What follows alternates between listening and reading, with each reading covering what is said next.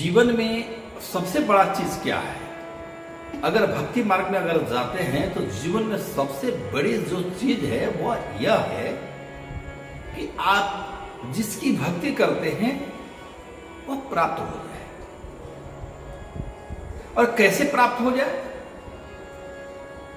लोग कहते हैं कि अंत अंत तक अगर प्रभु एक बार तुम्हारे दर्शन हो जाए तो समझूंगा जीवन सफल होगा। क्या सफल होगा? अगर दर्शन हो भी जाएंगे तो क्या होगा? द्वापर में भगवान कृष्ण जब आए हुए थे तो सारे लोग तो दर्शन ही करते थे उनकी। कुछ लोगों के जीवन बदले, कुछ उनकी भक्ति किए और कुछ लोग तो ऐसे ही उनका विरोध करते रहे।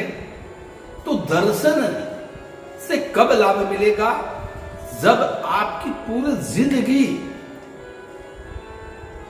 जिसके दर्शन करने के लिए पूरी जिंदगी कटती है, उसे उसके बताए मार्ग पर आप चलते हैं।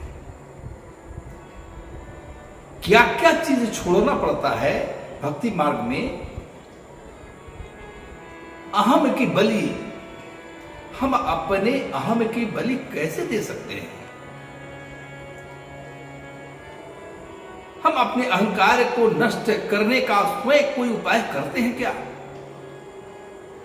हम अपने क्रोध का, हम अपने लोभ का नष्ट करने का क्या उपाय करते हैं? हम कर सकते हैं।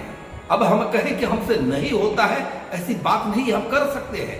इसलिए कि जिस प्रभु के बताए हुए मार्ग पर चल रहे हैं, जिस के चरणों की प्यास हमारे हृदय में है, तो हम अपने जीवन को भी बदल सकते हैं उसकी कृपा से।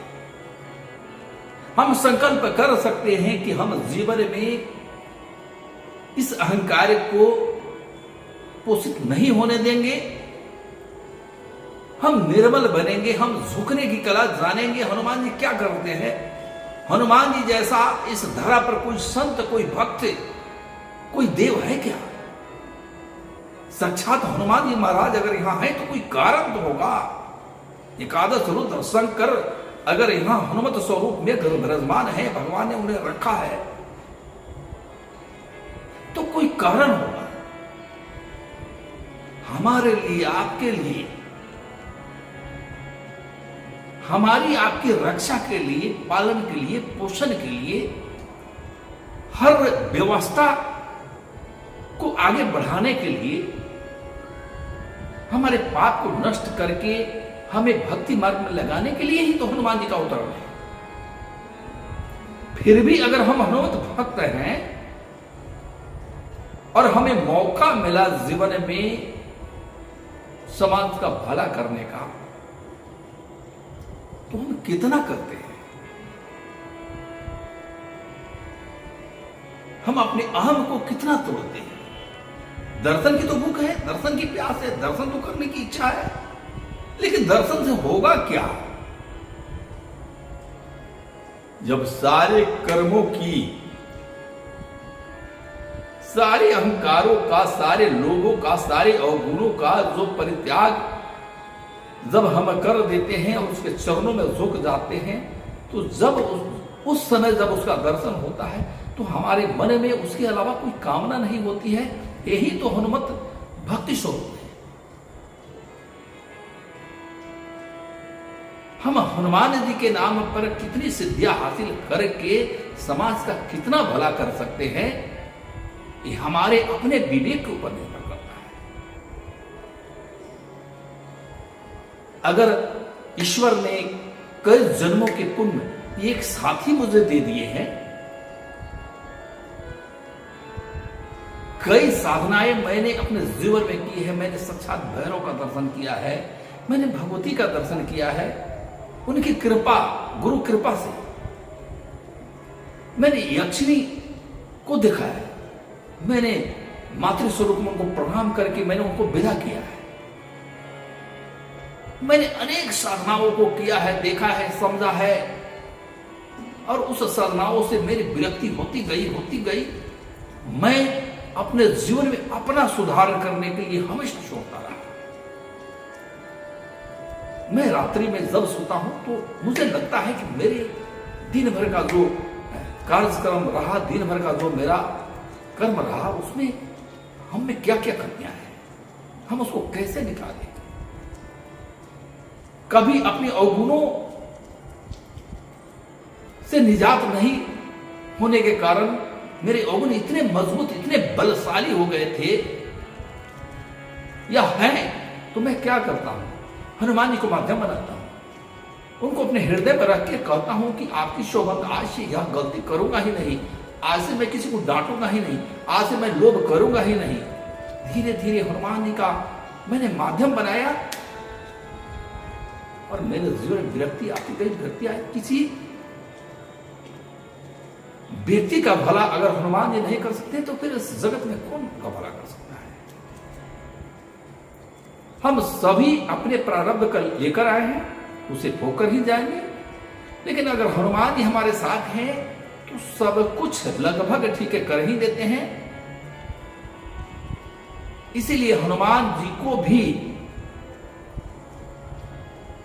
हर साधक, हर व्यक्ति मनाता है, उनकी कृपा प्राप्त करता है।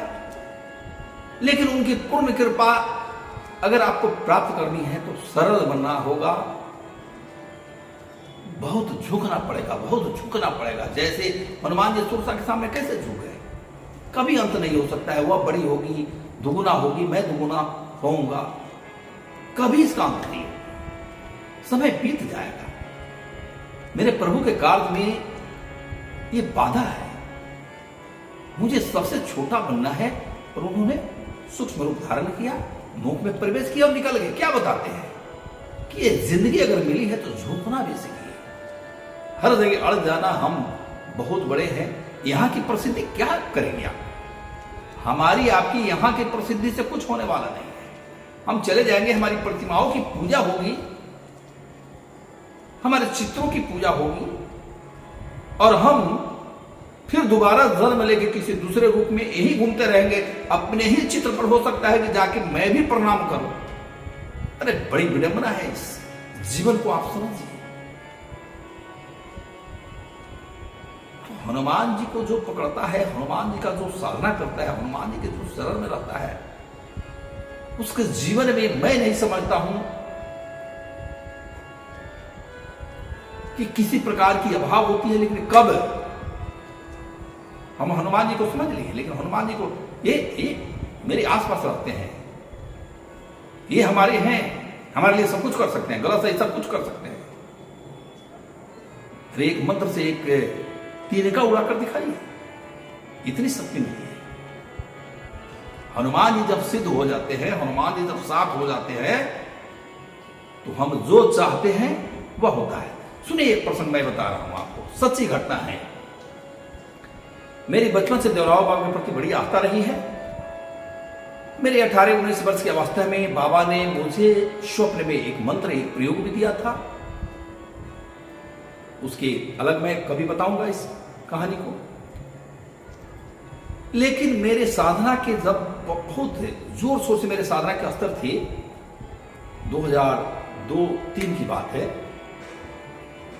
तो एक एसडीओ साहब यहां होते थे हमारे शहर में, जो रिटायर्ड एसडीओ थे, तो मेरे पास आए। उनके पुत्र आते थे, तो एक बार मेरे पास आए और आके रोने लगे।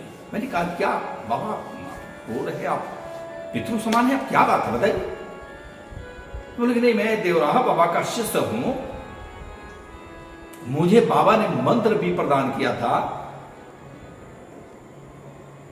और बाबा मुझे बहुत मानते भी थे,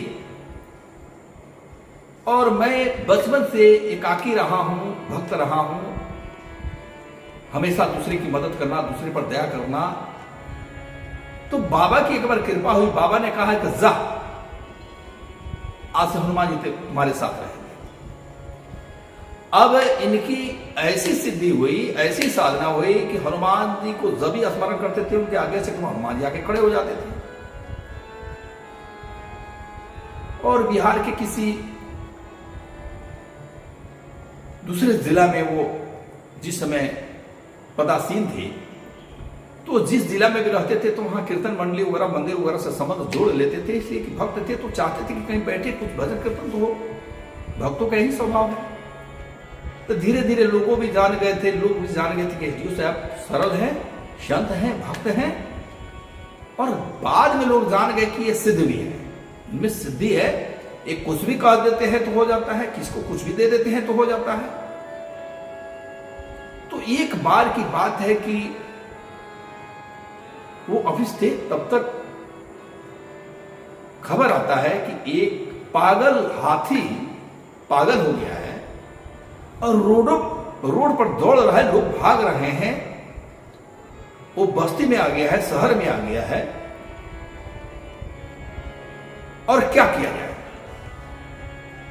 और ये मुश्किल से आधा किलोमीटर एसडीओ साहब के घर से, जहां उनका क्वार्टर था, वो आधा किलोमीटर दूर। वो तुरंत पहुंचे। लोग चारों ओर से चिल्ला रहे थे, लोग अपना तलवार वगैरह लेके क्या किया जाए। प्रशासन भी पहुंच गया था, पुलिस भी था, मार दिया जाए हाथी को, क्या किया जाए? हाथी भागे आ रहा है, लोग भाग रहे हैं।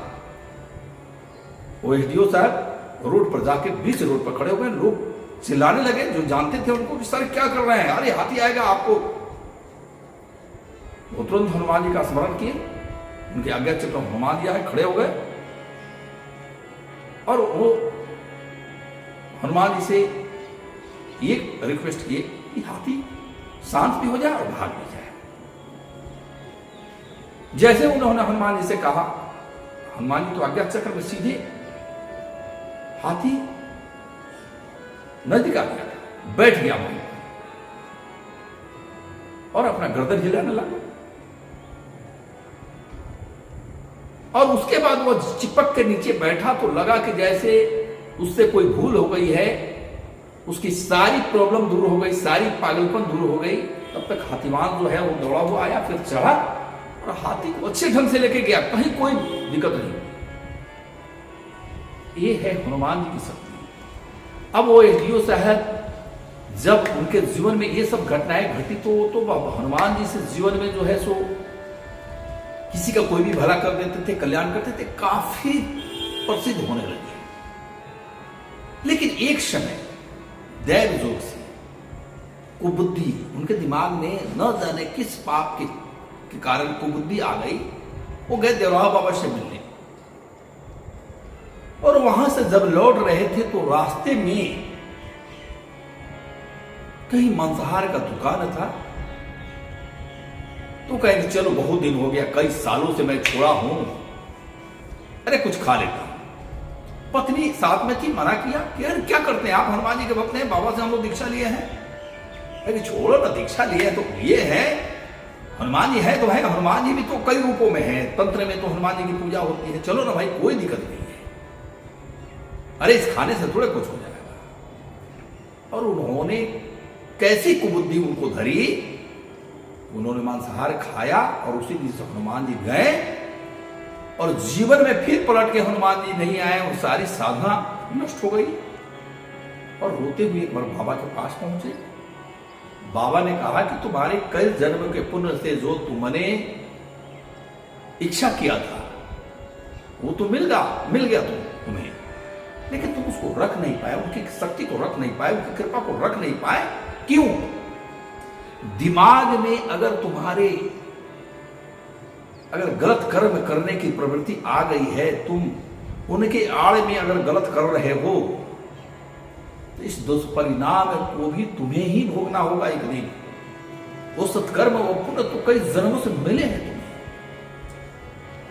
तो इसीलिए मैं कहता हूं कि हनुमान जी ऐसे देवता हैं कि अगर हनुमान जी अगर आपके अनुकूल पूर्णता हो जाए तो वो आपको सीताराम के चरणों में मिला देते हैं। मोक्ष क्या है, भक्ति क्या है, अनंत जन्मों के कर्म क्या है, एक हनुमान जी की कृपा से एक ही जन्म में सभी पाप नष्ट हो जाते हैं और हम प्रभु के चरणों में चले जाते हैं। अब हमारे भाव कैसे हैं, हमें बर्दाश्त करने की क्षमता कैसी है, हम हनुमान जी को किस रूप में किस तरह चाहते हैं। ऐसा तो नहीं है कि हमने भक्ति में उनको ही गुलाम बना लिया हो, उनको ही गुलाम समझ लिया हो, उनको ही माध्यम बना के कुकर भी कर रहे हो। ऐसी भक्ति अनिष्टकारी होगी। तो कभी कभी हनुमान जी पर छोड़ भी देना चाहिए। हनुमान जी के नाम पर गलत कीजिएगा, गलत कर्म कीजिएगा, इसके परिमार्जन आपको करने पड़ेंगे।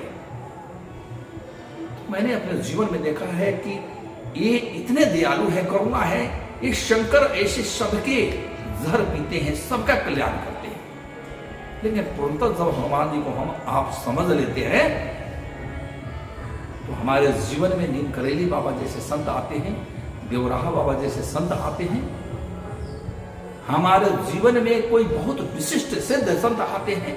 हमारे यहाँ जिस मंदिर से मैं जुड़ा हूं, श्री नरसिंह बाबा जैसे संत आते हैं।